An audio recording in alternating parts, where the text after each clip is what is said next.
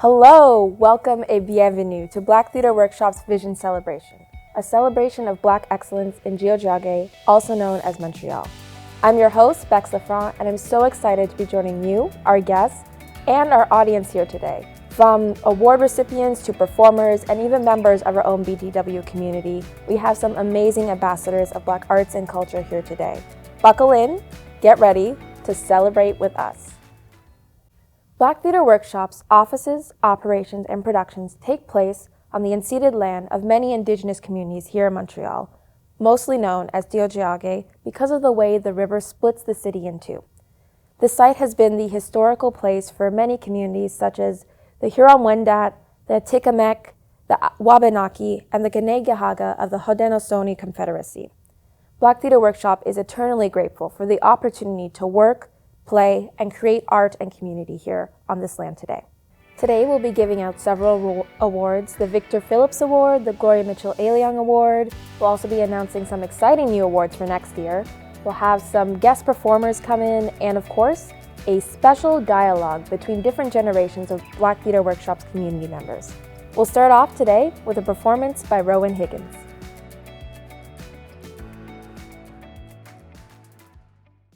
Skin of mahogany, ebony cocoa butter brown. I appreciate the times you put a smile on our faces, subtracting the frowns. Drowned out our sorrows in the vast waters of your creativity. Using expression to conquer the waves of depression. Bringing our trauma from stage left to right. Opening the curtains to our eyes to unify and bridge cultural divides. Bringing our untold stories from backstage and shining the light on our stories that need to be told. No longer getting our scenes cut from our journey or fading out our voices. You invited us to put our ears to the stage and hear our ancestors' cries. No, they do not lie.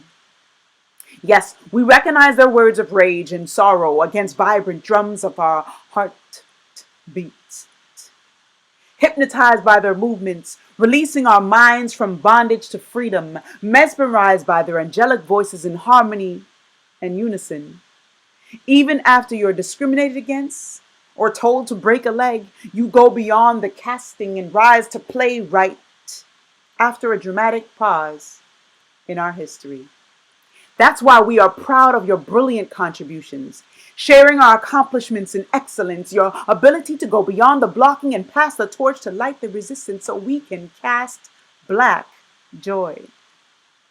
So, skin of mahogany, ebony cocoa butter brown, we have caught your many moods on a rebound, and because you never sold out to just allowing yourself to be a check in a box office, you sold out to packed seats and standing ovations to an encore of expressing yourself.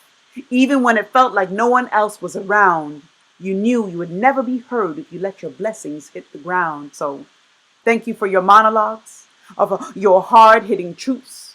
Scene 2, raising the platform for our youth, giving us the cue that we can excel beyond the black box, and because of you, you see. Your very existence has been an arena for us to make a scene unapologetically. BTW, thank you.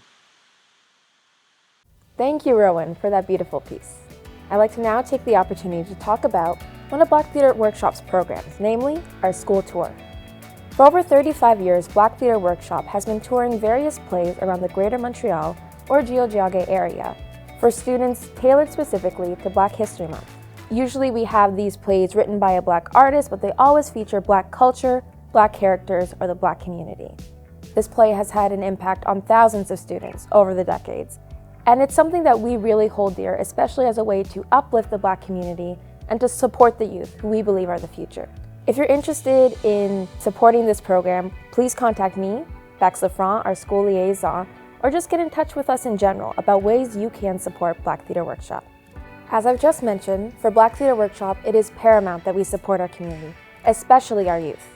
So today we'd like to start off with an award specifically for youth, our Victor Phillips Award. The Victor Phillips Award is given to an artist under 20 years old who's just starting out in their artistic career and who's excelling not just in the performing arts, but also in academics. This award has been generously donated by the TD Banking Group and comes with a $1,000 cash prize to help this artist kick off their career. Victor Phillips was a businessman and a well-known figure in Little Burgundy area, as I'm sure many of our older viewers may know. He really believed in the youth of the Black community, and not just that, was very involved with the arts and business side of things as well. He was the artistic director of the Negro Drama Guild for many, many years, and was foundational in helping that organization and Black Theater Workshop work together and support the youth who are coming up in the artistic community. So this award is named in honor of him. The Victor Phillips Award recipient this year is Raphael Joseph. Raphael is a spoken word poet, and son habileté avec les mots a été mise en valeur lors de plusieurs événements in Montreal. And his care for our community is well demonstrated through his many years of volunteer work for such a young person. Please join me pour le féliciter and enjoying a performance of one of his spoken word pieces.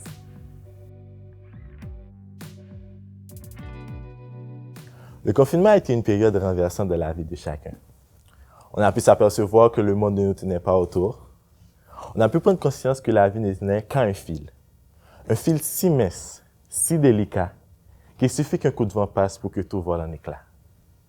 Le confinement a permis de vivre certaines émotions inoubliables, telles que l'isolement, la peur, les craintes, les introspections, les fous rires, les désirs. De mon côté, le confinement a été simple, en même temps complexe aussi. J'ai pu dévorer les meilleures séries sur Netflix, regarder tous les films que je n'avais pas eu le temps d'écouter avant. J'ai même réussi à prendre du poids, moi qui pensais que c'était impossible. Il semblerait que non. J'ai pu me reposer, lire, écrire, vivre. Je ne vais pas vous mentir, c'était agréable comme confinement. De quoi pourrais-je me plaindre alors, allez-vous me dire? Je vous ai dit ce que j'ai vécu, right? Mais qu'en est-il des choses que je n'ai pas pu vivre? Qu'en est-il des choses que j'ai manquées? Je n'ai pas pu vivre le mouvement de Black Lives Matter, qui met en avant les injustices, les peurs et les douleurs des personnes de couleur. Cette secousse a mis la lumière sur le fait qu'on a été aveuglé pendant des années par un faux sentiment d'égalité et de justice pour tous. Il nous a montré qu'être une personne de couleur ne devrait pas être condamnée à être molestée par une société odieuse et calomnieuse. Beaucoup de gens perdent leur vie juste parce qu'ils ont le teint un peu plus foncé, juste parce qu'ils font partie d'une minorité que certains voudraient dominer. Je regarde le nombre de personnes injustement tuées. Je me mets à pleurer, à crier. J'aurais aimé que Dieu me donne le pouvoir de voyager à travers le temps comme Hiro Nakamura. Je serais allé voir Breonna Taylor pour l'inviter à sortir cette soirée-là et fut tué dans son lit. J'aurais proposé à George Floyd et Rick Garner d'aller se balader sur la plage pour profiter de leur belle journée. Je serais allé crever les pneus de la voiture de Philando Castile pour éviter qu'il sorte avec cette voiture-là et va se faire tuer devant sa bien-aimée. J'aurais été voir le petit Tammy Rice. Je lui aurais dit d'aller jouer au basket au lieu de jouer avec un toy gun. Je serais allé lui dire d'aller se coucher plus tôt. Ou j'allais lui dire, va regarder SpongeBob à la place. Ainsi, éviter que sa 10e année sur Terre ne soit la dernière année où il a pu voir le soleil se lever. Tant de noms que je pourrais citer, tant de personnes que j'aurais aimé pouvoir sauver, tant de vies abrégées, tant de familles pleurant la perte de ce qui était la lumière de leur journée. Mais ce qui m'a fait encore le plus mal, c'est de voir que les gens ne prennent pas cela au sérieux. De voir des personnes avec des pensées binaires, simplistes et dont l'analyse de la réalité est pauvre, nous dire que tout cela n'est qu'un coup monté et que le racisme n'est que le fruit de nos pensées. Ces gens qui aiment souvent dire « Je ne suis pas raciste, j'ai des amis latinos, j'ai des amis noirs, j'ai des amis arabes. » Ces gens-là aussi qui aiment dire « Je ne suis pas raciste, mais ce mais-là qui est synonyme de « Je m'en fous de ce qui peut vous arriver, ça va rien changer à ma vie. » Ça m'a fait mal de voir les gens pensant qu'à leur petite personne, qu'à eux-mêmes, mais ne pensant pas au bien commun de la société. Tant de choses se sont passées pendant ce confinement. Mais en fin de compte, j'espère que vous en avez profité pour venir avec les gens que vous aimez. Que vous avez pu vous ressourcer et réfléchir aux différents problèmes touchant l'humanité. J'espère que vous avez pu trouver le moyen de pouvoir contribuer à pouvoir faire de notre planète, de notre monde, a better place.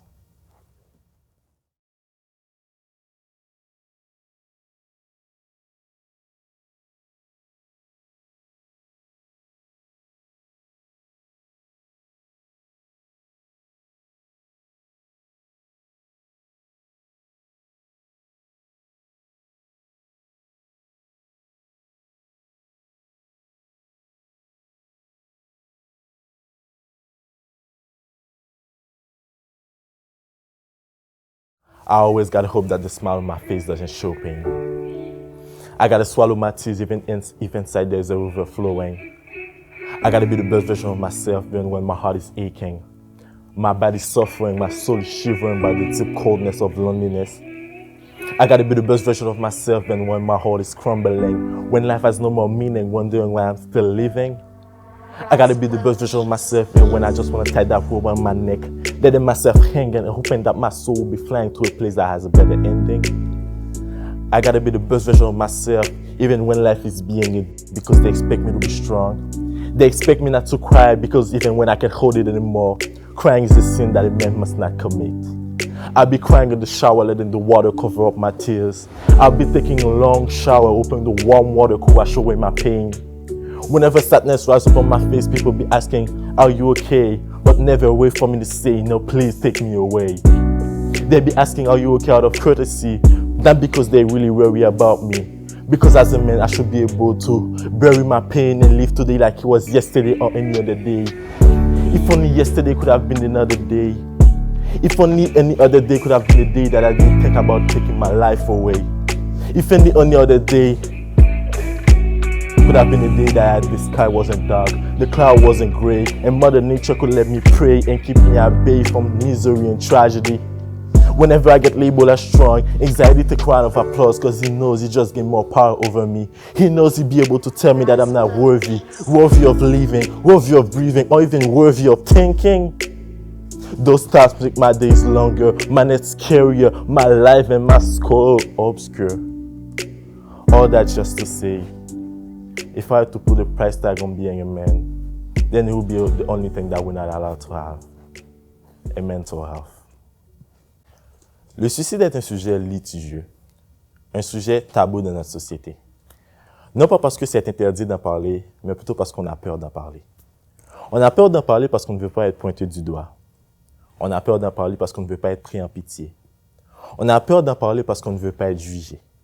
Parce que la douleur qu'on ressent ne peut être expliquée à des gens à qui la plus grande partie de leur vie ont été heureux. Les gens dont leurs vies ne sont pas amères ne peuvent jamais comprendre la douleur d'une personne que la vie apporte malheur et que la seule façon de se libérer, c'est de mettre fin à son univers. Quand on a des pensées suicidaires, on voit la vie à l'envers, on croit que les gens nous regardent de travers et la nuit, on rêve de mettre fin à notre univers. On est pris par cette constante peur. On est prisonnier de cette voix qui dit « Jamais tu ne vas y arriver. Les gens autour de toi ne t'aimeront jamais. Tu es la part d'ombre de leur journée. Tu n'es qu'un va-ni-pied. Tu ne vas jamais être heureux. » On pense que la seule façon de se libérer, c'est de passer de l'autre côté. On voudrait que le monde s'arrête de tourner, que la vie arrête de nous torturer, que tout de nous puisse s'envoler. Cette sensation est aussi destructrice qu'une balle en plein cœur, puisque même les médecins ne peuvent pas nous opérer pour que la vie puisse à nouveau couler à flot. Aujourd'hui, je vais mettre la lumière sur ceux et celles qui en ont souffert. Je viens leur dire d'en parler, car c'est la seule façon de se libérer de ce fardeau qui empêche d'avancer et de voir la vie du bon côté. Je lis dans un magazine, lorsque tout va de travers, il suffit d'une petite étincelle pour rêver du printemps. Cette phrase m'a fait réfléchir. Malgré nos terreurs et nos douleurs, il existe toujours cette lueur d'espoir qui fait chavirer nos cœurs. À tous ceux et celles qui ont déjà pensé au suicide, dites-vous que vous valez mieux que ces 4 planches de bois comme demeure éternelle. Dites-vous que malgré ces maudites difficultés, vous avez le droit d'être heureux. Ne laissez pas ces foutues pensées vous penser qu'il y a de mieux, la joie de vivre. Vous verrez quand vous décidez de laisser ces atrocités de côté, vous allez vous sentir comme un nouveau-né, livré et émerveillé. Je ne vais pas vous dire que c'est le travail d'une journée. Il faudra peut-être des semaines, des mois, voire des années, pour changer votre vision de la vie. Mais vous savez, il n'est jamais trop tard pour sourire, danser, chanter, juste être heureux. First of all, I want to thank God for all that He has done in my life and kept me healthy and being able to receive such distinction on this day. I want to thank Black Theatre Workshop for this award, the Victor Phillips Award, who support young emerging Black artists and give them encouragement to pursue their respective art in a society where skin color can be a tremendous barrier.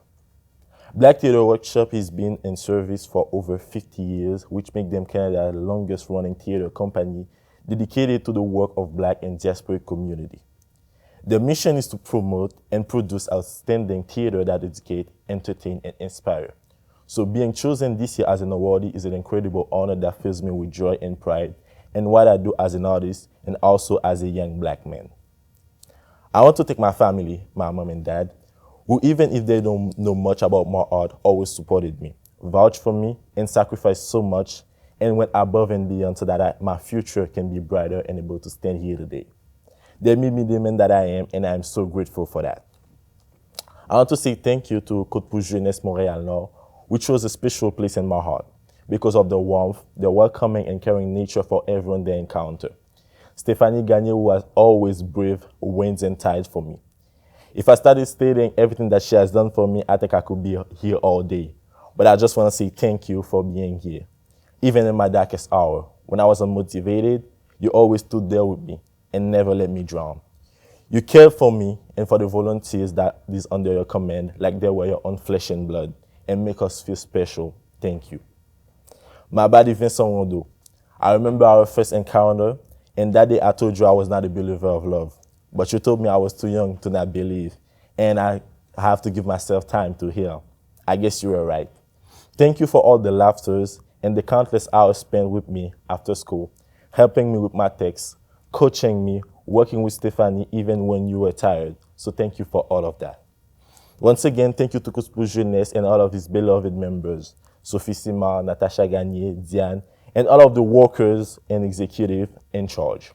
You are doing such an amazing job with the youth of Montreal North, so I could not imagine them without you. I want to say thank you to Ahmad, who was my first writing coach and introduced me to open mic, and also to Amaral Rivière for always working so hard on so many projects and always giving me the opportunity to be part of it. Thanks to the entire staff of École Calixa La Vallée, who is doing a tremendous job to make the school better every single day.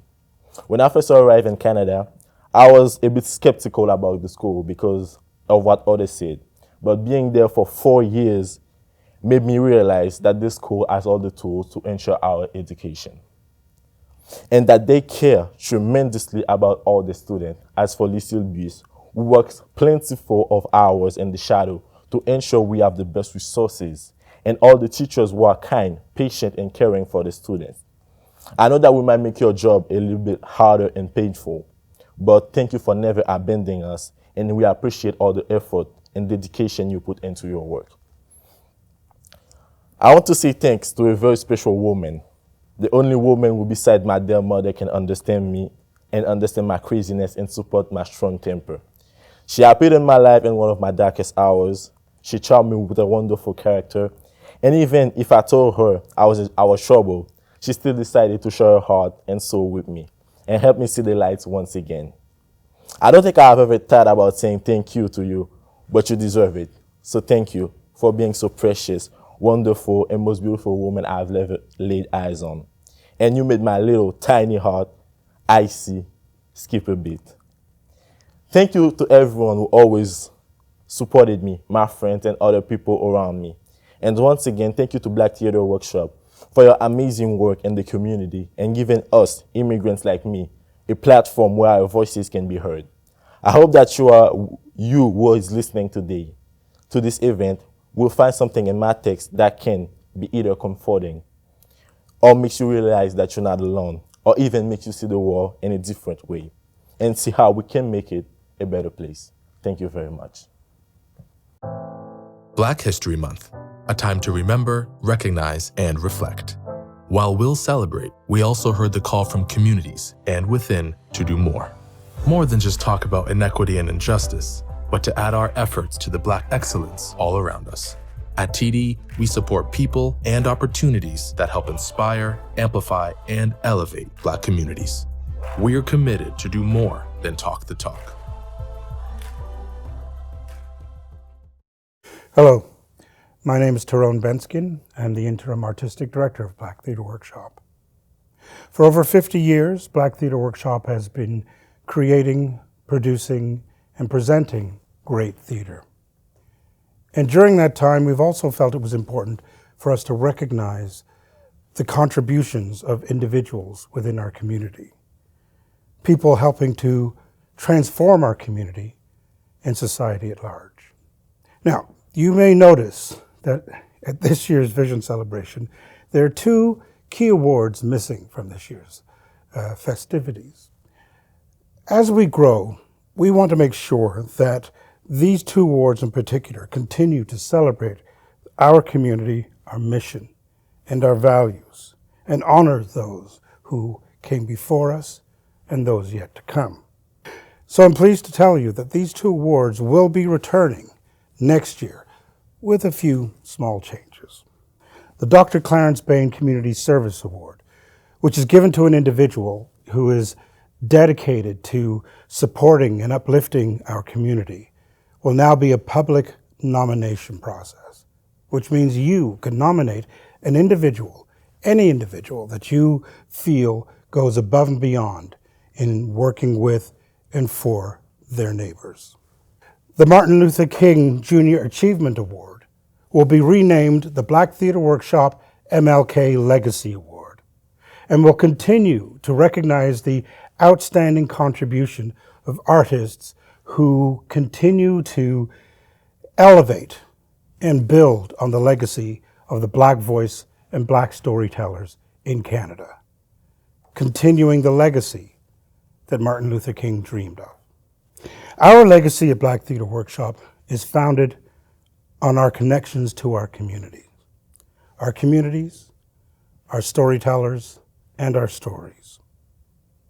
Our roots are in the Negro Theater Guild, the Trinidad and Tobago Drama Association, and the individuals who for over 100 years have contributed, and very often unrecognizably so, to the wealth of culture that comes from Montreal. I'm proud to say that we are far-reaching and constantly growing, but it always comes back to community. And we're confident that these changes will continue to allow us to reflect on the passion, the power, and the beauty that is the Black voice and Black stories. Here to share with you what that legacy means in their own unique and particular voices are Leon Llewellyn, a longtime supporter of Black Theater Workshop, and Schubert Pierre-Louis, a graduate of our Artist Mentorship Program. So how'd you get in touch with Black Theater Workshop, all of this? Well, Clarence Bain introduced me to the Black Theater Workshop many years ago. He saw some examples of my work with Uhuru, which was a Black newspaper which evolved out of the Concordia student protest in 1969. At that time, I was a student at Concordia about 7 months after the protest. I was in the Fine Arts Department, and the Fine Arts Department was on the same floor as the Caribbean Students Association. So somebody in the Caribbean Students Association thought that my art would be useful. I showed them my art, they liked what they saw, and they asked me to do editorial cartoons for the newspaper. That kind of led me into working with some of the emerging Black community organizations. Again, a lot of these organizations began at NCC, so I worked at the Negro Community Center for a while. Later, I did some drawings for Focus Umoja, and somewhere along there, Clarence Bain saw my art and asked me to do some of the work for the Black Theater Workshop. Okay. And yourself, how did you begin? Like I remember a long time ago, I was still in high school, I think. And, I was thinking about what I wanted to do later in life, right? And, it's funny because the first thing that came to mind was like, theater, right? Acting, drama class was, was my favorite class by far. And for me, it wasn't even class, it was fun, you know what I mean? So, then years later came by, and I don't know how, but somehow I had gotten in touch with Verona at the time. And, we had messaged each other, and she said, hey, you should really join the program, right? But, at the time, I was thinking, I'm going to go, to school, I'm going to do computer science, programming, because, Caribbean families, right? Yeah. Oh, you can't do theater, that doesn't pay the bills. And so I did that. And then years later, dropped out of college, started, doing acting workshops, and then, Black Theater Workshop came back into the picture, and I was like, you know what, maybe I'm ready now, you know what I mean? Maybe now's the time. And, I auditioned for the AMP program, and I was able to get in, and, the rest is history.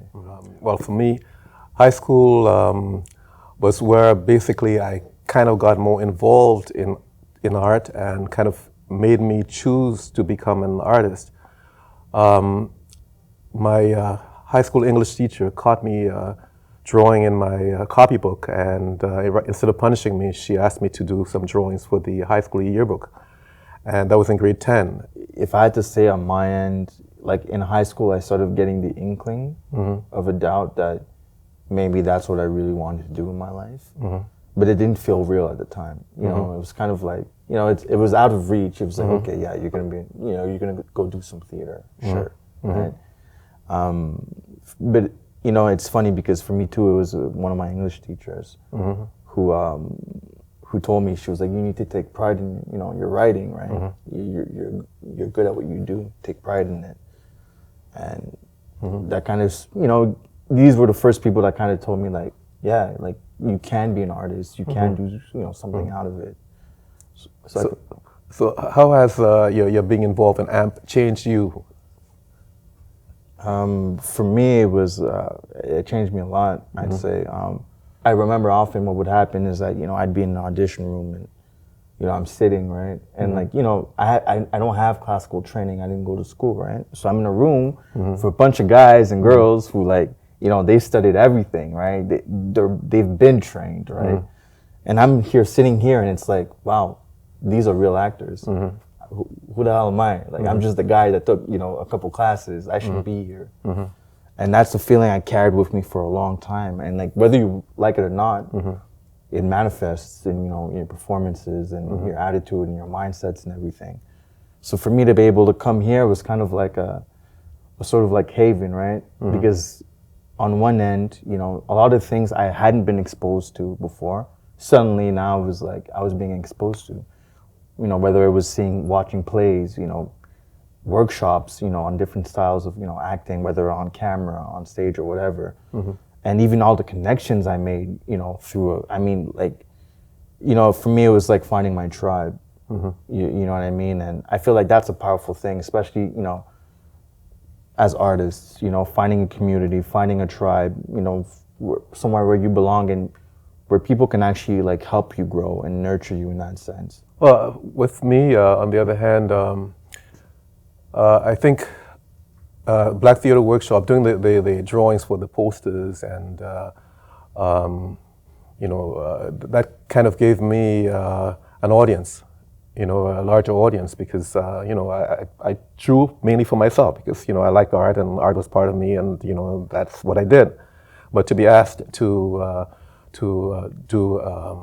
create art which represented other people's ideas and to be able to communicate, my vision of those ideas was very rewarding in the sense that, it was, I guess highly motivational for me, that, hey, other people like my art. And it wasn't a question of selling art because like at that point, I didn't think about selling art. I did art, I made art, and that was it. I didn't want to be an artist because I was going to make a whole lot of money from art. That was never really part of my plan. And recently, that what I was doing was very, very unique. I didn't realize that at the time, the kind of images that I created, how meaningful and significant they were. But that was it. There were other moments though with Black Theater Workshop where I guess part of it is that sometimes when you're good at something, people think that you're good at everything. And I was often asked to do things which, involved the creative process, but weren't part of my, training. I did lighting at one point, or assisted with lighting at one point for one of the plays at the Review Theater. It might have been Calabash of Blood, I don't remember. But it was something that I've never done before. The lighting was designed, but I was just operating it, and So yeah, there were moments where, I had to go out of my comfort zone, but it was all part of the learning process. I mean, yeah, man. What I'm starting to understand, or at least appreciate, is that, when I'm stretched, right? Because, you have what you have what's in your toolbox as an artist, right? But sometimes you'll never know what you're really capable of if you're not stretched outside of your comfort zone. And I can definitely relate. The Black Theater Workshop, who's been around for over 50 years, is that organizations such as Black Theater Workshop, including some of the community organizations, allow us to tell our own story.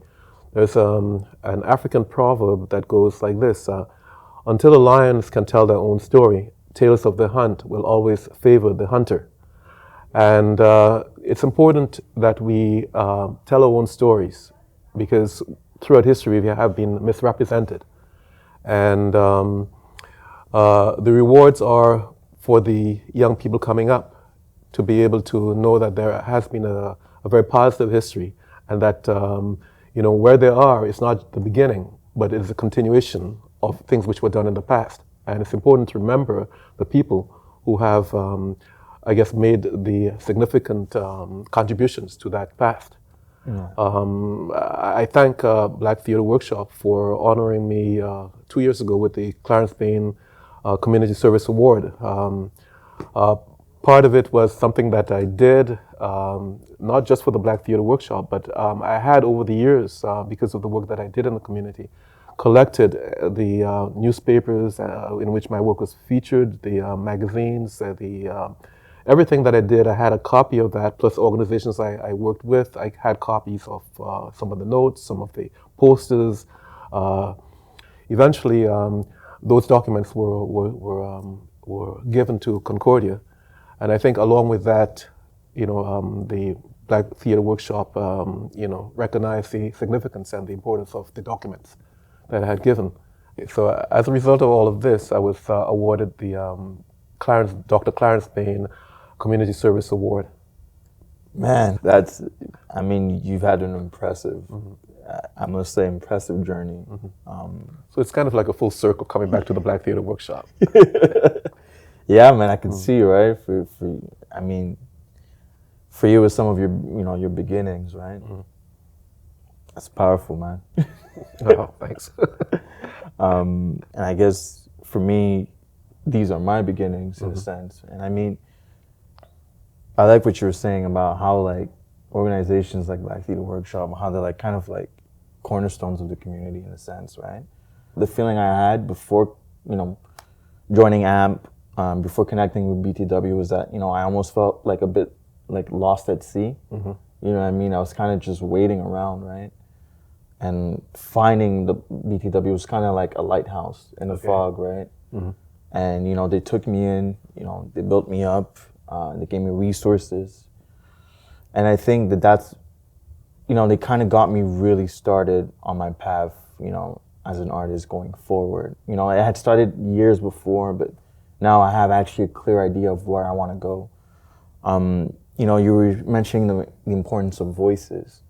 Well, I hadn't realized I had a voice until then, and if I had any realization or any conscious of it, it was buried somewhere. But doing the AMP program, talking with my mentors, amazing people, right? Shout out to the whole team, Quincy, Mariah, Verona, Vlad. Thank you guys. They're not here, but I have to give them a shout out. But it was a recognition of the voice and the importance of the voice and how to use it. And I think that's a powerful tool. And I can only think that was just me, right? How many countless hundreds, young people, people of color, not just Black people, people of color, but even Black people and even not Black people who are looking, for that community, who are looking for that, that belonging, right? And I think that's a powerful thing. It's good to have that sense of belonging, that sense of community. Because then think about it, right? A lot of these people, if they don't have that, they have nothing to go back into. Some never become artists. And who knows what their work will do to the world and everything. So I think in that regards, the role that, BTW plays is it's a cornerstone, and it's going to nourish that talent. And from then on, sky's the limit. Thank you so much, Leon and Schubert, for sharing what BTW has meant to you and the impact our legacy has had on you both. Our legacy is so important to us here at Black Theater Workshop. Of course it is. But our past informs our present. And in the present, our community, you guys, are achieving some amazing things. So I'd like to take the opportunity to celebrate another one of our Black community members here today. The Gloria Mitchell-Aliang Award is given to an emerging professional artist from the Black community of Joignez. This person is between 20 and 35 years old and has achieved some amazing things in their just burgeoning artistic career. This award comes with $2,000 generously donated by our dear friend Stanley Aliang so that this person feels supported and can continue to achieve amazing things in their career. Gloria Mitchell loved the arts, singing, dancing, music, and of course, theater. She always made an effort to instill a love of the arts in her children, which, according to Stanley Aliang, her kid, didn't always go so well. Nonetheless, she was a fierce, ambitious woman, and Stanley really wanted to make sure that this award went to someone who embodied her spirit and had a lot of amazing accomplishments in the performing arts. The Gloria Mitchell-Aliang Award this year goes to Marilyn Cherie. Marilyn, an actrice et dramaturge bilingue, her latest work, Aphrodisiac, not only demonstrates her artistic excellence, but also her dedication to uplifting her community. Please join me in congratulating her and enjoying an excerpt from her show, Aphrodisiac.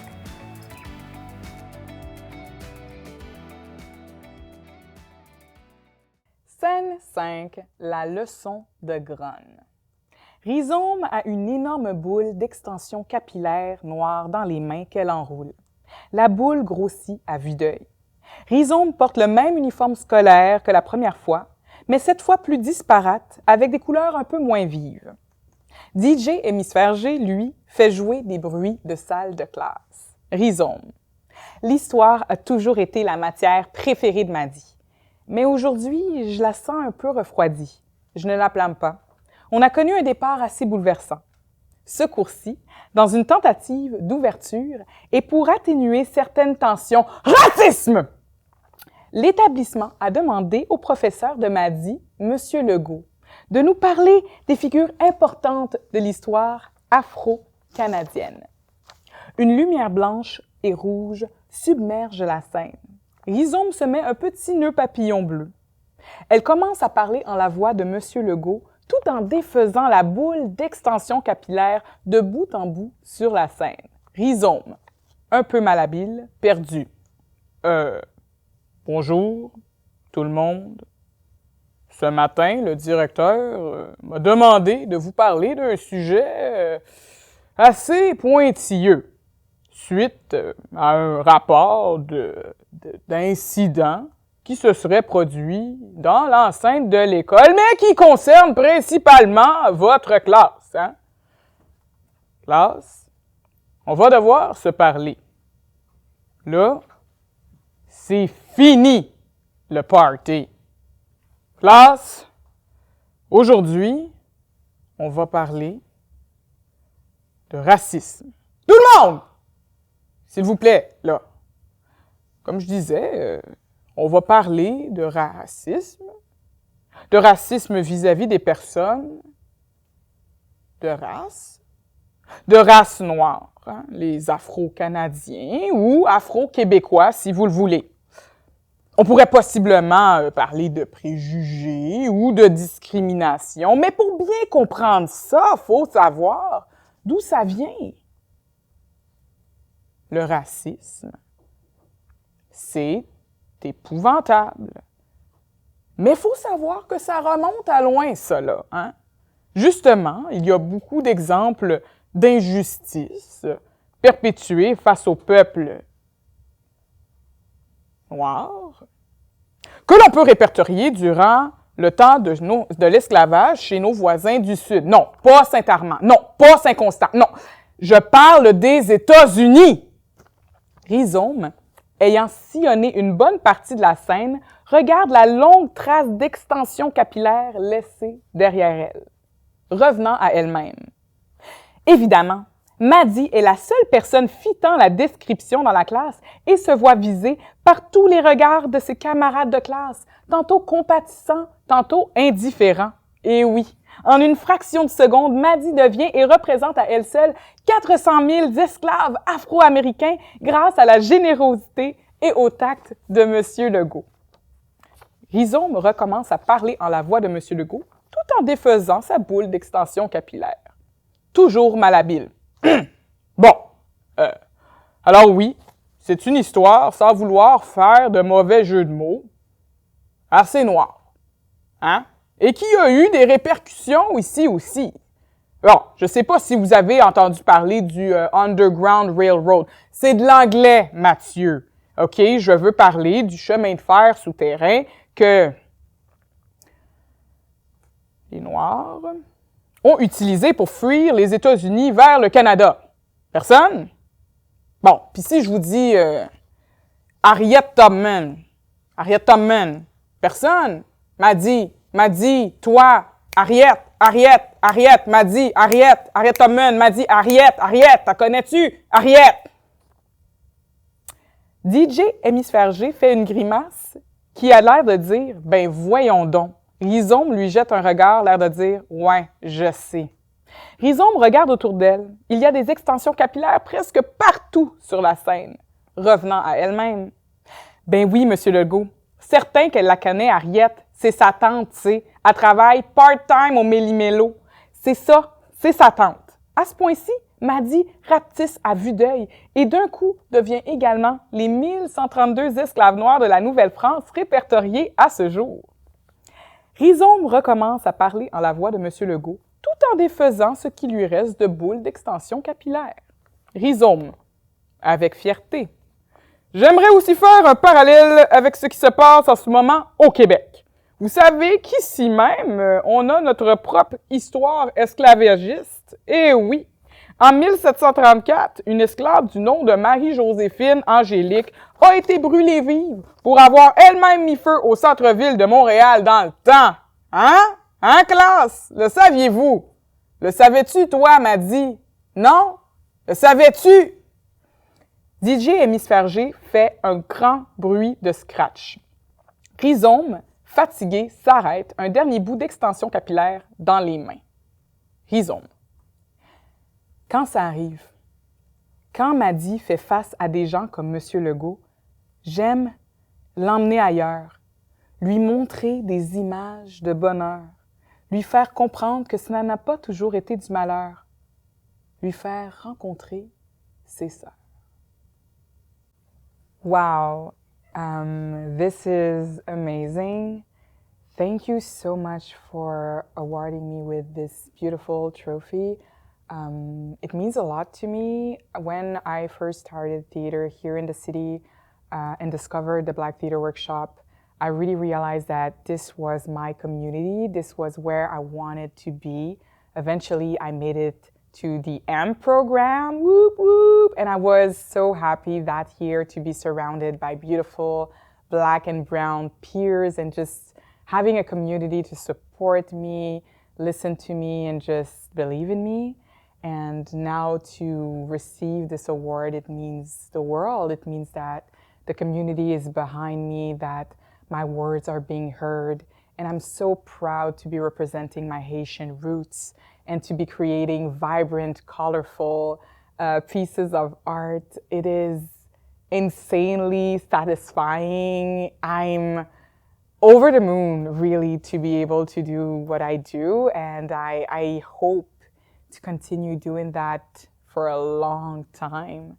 I wish that the community, the youth, the people coming after me continue to represent all the diversity across the islands. We need more plays from Barbados people, from Trinidadian people, from Jamaican people, from St. Kitts people, from Guadeloupe, Martinique, the French islands too. I just think that we are the funniest people out there, and I can't wait to hear us more, to laugh with you guys more, and to just hear all the different accents and and sounds and music that we have to offer, because we in the West Indies, we Black people are born comedians. You know what I'm saying? We are born comedians. So let's take the stage and show the world what we're made of. Thank you. Wow, thank you so much, Mary Lynn, for that amazing performance, and once again, congratulations. I would like to take this opportunity to recognize Jillian Kiley, Artistic Director of the National Arts Center, and the whole National Arts Center team, by making Black Theatre Workshop partners and co-curators in this and next season. The National Arts Center is helping Black Theatre Workshop open stages and create a presence for our stories and our storytellers, thereby adding to that legacy. I'd like to take this opportunity now to talk about another BTW program, our Artistic Mentorship Program, or as we call it, AMP. For 8 years, AMP has shepherded dozens of new artists into the world of professional theater. Actors, directors, stage managers, set designers. These are the people who have worked not just on our shows at Black Theatre Workshop, but shows all across Montreal and now across Canada. As of June 2022, our AMP program will have their industry showcase in Ottawa at the National Arts Center. So your support today, donations, volunteering, will help support this generation of Black artists, the next generation of Black artists, until eventually from coast to coast, all you'll see is us. For more information about AMP, contact our AMP coordinators, Maria Inger and Morona Sichwilo. Our present times have been so uncertain, especially in the arts. But we at BTW are fortified by our past 50 years of experience. In fact, our staff have been lovingly calling this our 50+1 season. And it's going to be a great season. It features Pipeline by Dominique Morizot and directed by Adrizina Manziela, a co-production with La Manufacture at Théâtre La Licorne, and in fact will be presented both in English and in a new French translation by Mishka Levine. Our Fathers, Sons, Lovers, and Little Brothers, directed by Donna Michelle St. Bernard and written by Makambe Kesimamba, will be performed in Toronto and Hamilton this year. And it's a co-production with Tarragon Theatre based on the world premiere production by Be Courage. Our 50+1 season could not be possible without the emerging talent in the Black community in Joignez. To celebrate BTW's future, the young Black artistic powerhouses of tomorrow, please join me in welcoming Joy Mwandamange for a rendition of I Know Where I've Been.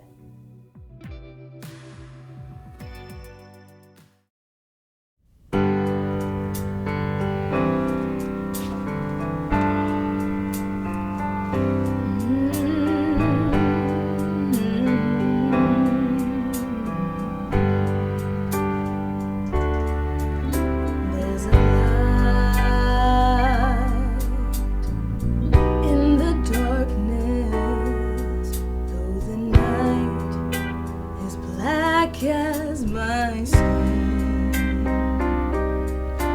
there's a light burning bright, showing me the way. But I know where I've been. There's a cry in the distance. It's a voice that comes from deep within. There's a cry asking why. I pray the answers up ahead. But I know where I've been. There's a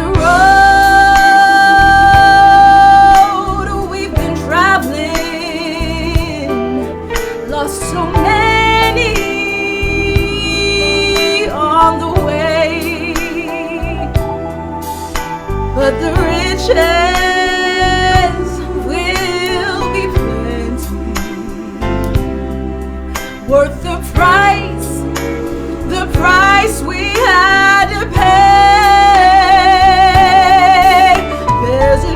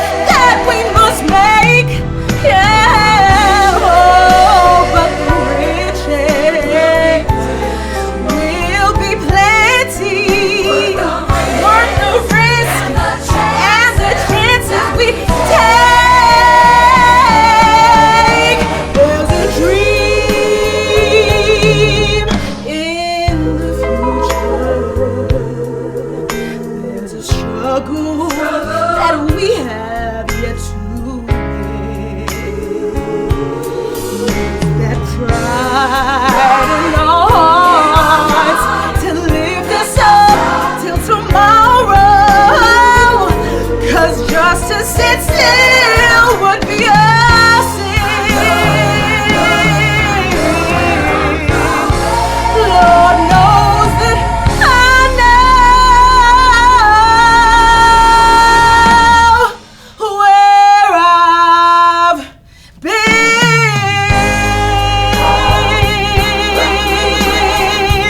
I give thanks to my God 'cause I know where I've been.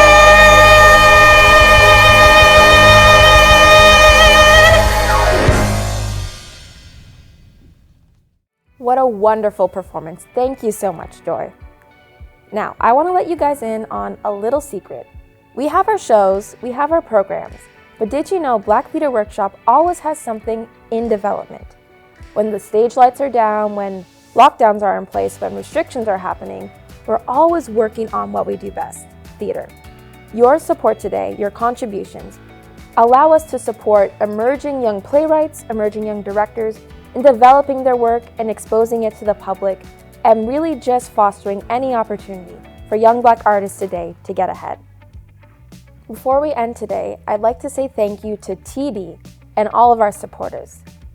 The Canada Council for the Arts, the Conseil des Arts et des Lettres du Québec, the Conseil d'Art de Montréal, the Government of Canada, City of Montreal, our season sponsor, once again, TD Bank, the Cole Foundation, Dan School of Dance and Music, the Bain Family Endowment, and the Power Corporation of Canada. Thank you also to our community partners. Thank you so much to our videographers, Lone Agence. Thank you to the staff of Black Theater Workshop who have worked so hard to make events like this possible in such difficult times. Thank you so much to our board of directors, and welcome to our 2 new members. Thank you to all our volunteers, not just for this event, but throughout the whole season. If you're interested in volunteering, please contact our outreach coordinator, Princess Simmons. And most of all, thank you, all of you at home. Merci à vous tous. Without your support, without your engagement, things like this wouldn't be possible. Black Theater Workshop is here today because of you. So thank you so much for tuning in. We hope you have a great day, and we hope you have a great year. Goodbye.